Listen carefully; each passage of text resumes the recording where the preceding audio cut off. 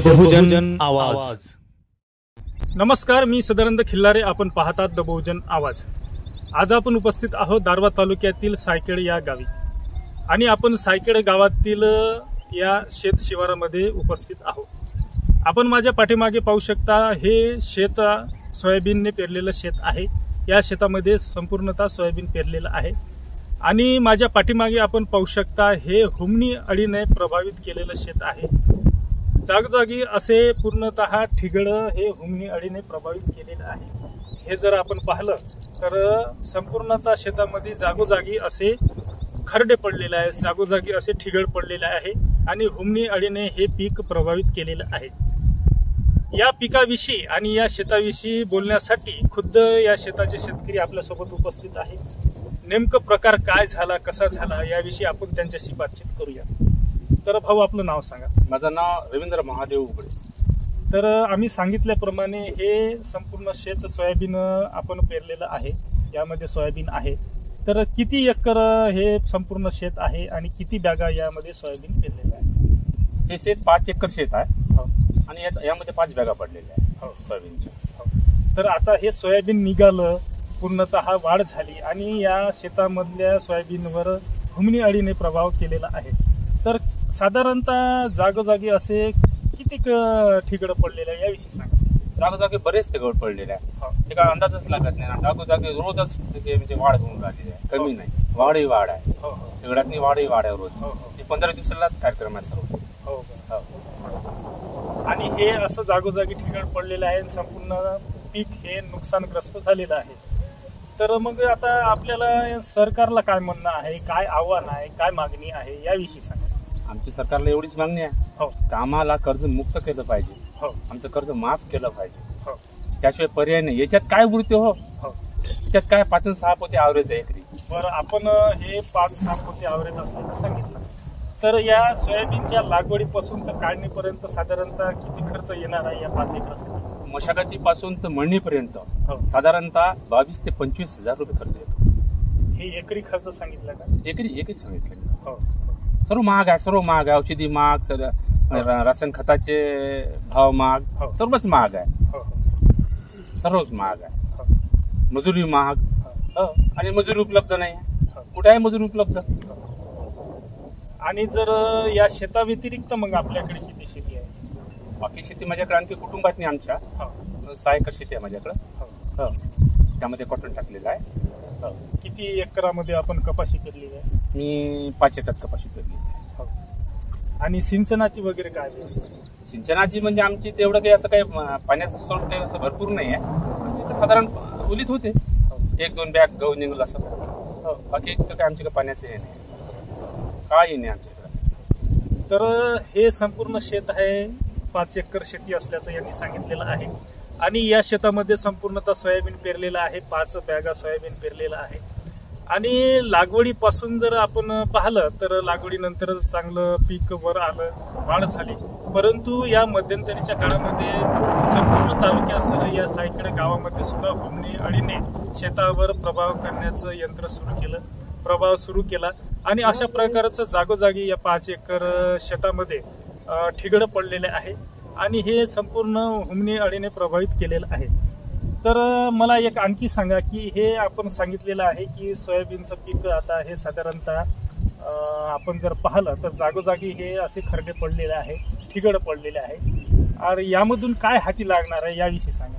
आता हाती काय लागल ते काही सांगताच येत नाही आता।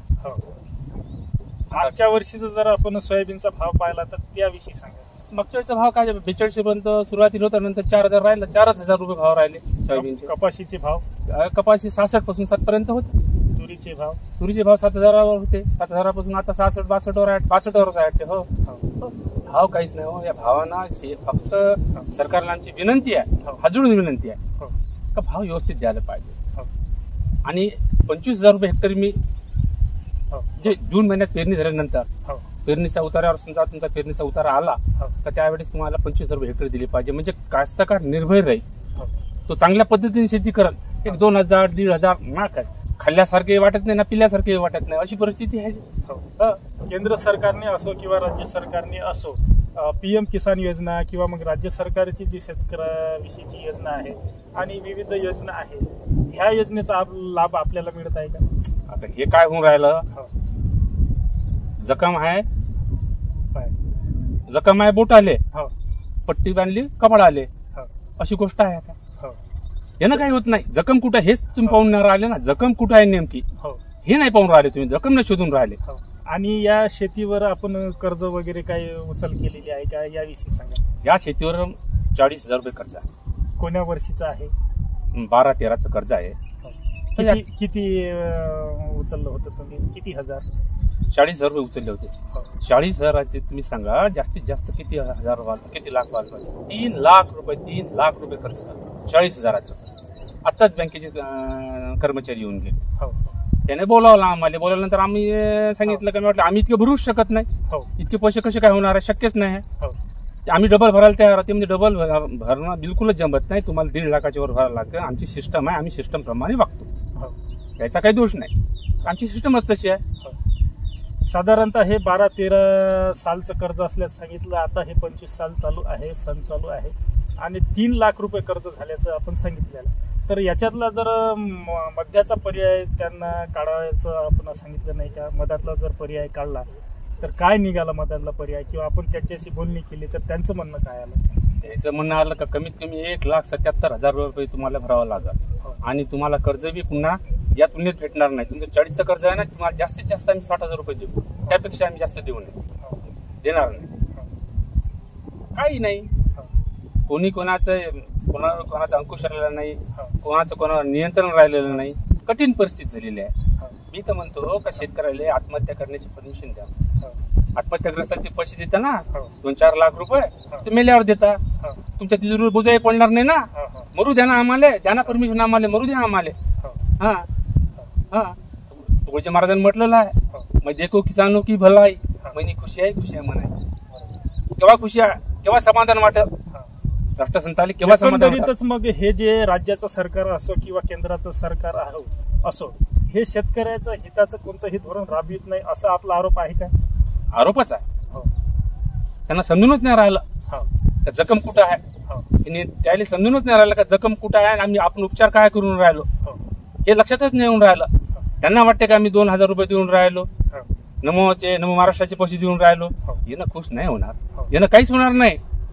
यानं तुम्ही आम्हाला आळशी बनवून राहिले विनाकारांचे. हे पैसे नका देऊ, तुम्ही मोठी तरतूद करा, 25 रुपये राज्यामध्ये पाहिलं आपण किंवा संपूर्णतः देशामध्ये पाहिलं तर शेतकऱ्याचे उठाव होत आहे, आंदोलन होत आहे आणि शेतकऱ्याच्या विविध मागण्या आहेत. आणि राज्य सरकारने असो किंवा केंद्र सरकारने असो PM किसान योजना, नमो महाराष्ट्र अशासारख्या विविध योजना राबविल्या आहेत. परंतु एक खुद्द शेतकरी म्हणून, कास्तकार म्हणून आणि शेतात राबणारा व्यक्ती म्हणून आपल्याला प्रामुख्याने कोणत्या अशा योजना पाहिजे किंवा प्रामुख्याने कसं धोरण शेतकऱ्यासाठी शासनाने राबवायला पाहिजे याविषयी सांगा.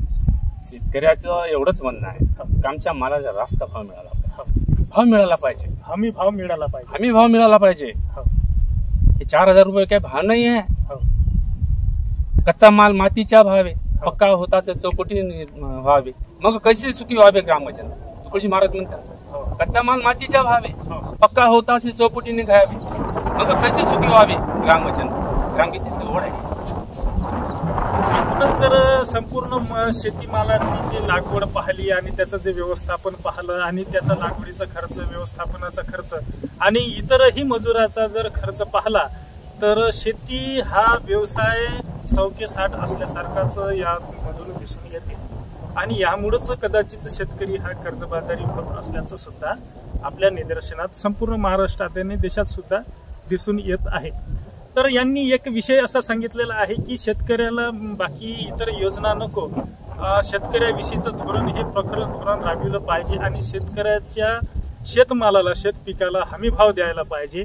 त्यामुळे शेतकरी कुठंतरी उन्नतीसाठी समोर जाईल आणि त्यातून आपली प्रगती, उन्नती करेल. हा संपूर्ण विषय शेतकऱ्यांचा विषय आणि शेतकरी यातून कुठंतरी प्रगती आणि उन्नती करेल यासाठी शेतकऱ्याच्या शेतीमालाला हमी भाव मिळाला पाहिजे हीच मागणी यामधून होत आहे. आणि खरोखरच आपण माझ्या पाठीमागे पाहू शकता या सोयाबीन पिकाच्या क्षेत्रामध्ये साधारणतः जागोजागी असे खरडे अशी ठिगळ पडलेला आहे आणि हुमणी अळीने संपूर्णतः प्रभाव केलेला आहे आणि शेतीमाल एकंदरीतच सरतेशेवटी हातामध्ये येईपर्यंत शेतकऱ्यांच्या डोक्यावर हे आसमानी तसेच सुलतानी संकट सुद्धा वावरत असते। या सर्व संकटामधून शेतकरी निघून वर येण्याचे प्रयत्न करतो, पण तिच्या तिथंच घसंगड्या खात असल्याला आपण संपूर्ण शेतकरी पाहत आहोत। सदानंद खिल्लारे, द बहुजन आवाज, दारव्हा।